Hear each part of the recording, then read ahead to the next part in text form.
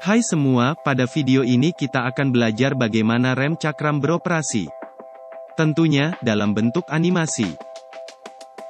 Sebenarnya apa itu rem cakram? Rem cakram adalah mekanisme pengereman yang menggunakan media piringan atau cakram sebagai media gesekan. Anda pasti tahu kalau rem itu beroperasi akibat adanya gaya gesek. Gaya gesek yang dimaksud adalah pergesekan antara kampas rem sebagai media penggesek dan media yang digesek, dalam hal ini piringan atau cakram. Apa bedanya rem cakram dengan rem tromol? Selain bentuknya, ternyata cara kerjanya juga berbeda. Rem cakram memiliki arah gesekan saling menjepit. Hal itulah yang membuat rem cakram lebih responsif karena dengan menjepit piringan, maka tekanan yang diterima cakram lebih maksimal. Lalu bagaimana rem cakram bisa beroperasi? Tidak usah panjang lebar, simak saja animasi berikut. Poin pertama yang perlu dipahami adalah komponen utama pada rem cakram. Komponen tersebut terdiri dari master cylinder, kaliper rem,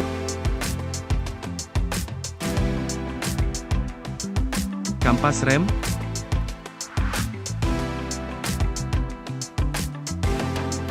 dan piringan rem.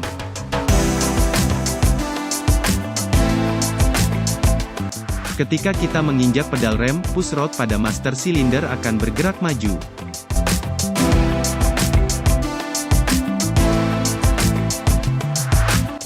Hal itu akan mendorong piston di dalam master cylinder untuk menekan minyak rem yang ada di dalam tabung master cylinder. Hasilnya, berupa tekanan fluida minyak rem yang diarahkan ke kaliper rem.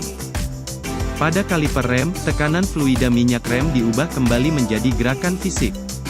Caranya juga sama seperti pada master cylinder. Minyak rem dimasukkan ke dalam silinder kaliper dan di dalam silinder kaliper juga terdapat piston.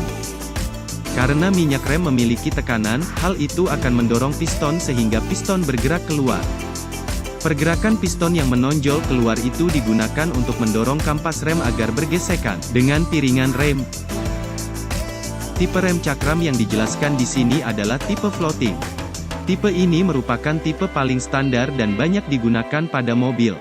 Cirinya, hanya memiliki piston pada salah satu sisi saja. Lalu bagaimana kampas rem bisa menjepit piringan rem meski hanya memiliki satu piston? Perlu diketahui, pada tipe floating kaliper rem bisa bergesek ke kanan dan ke kiri.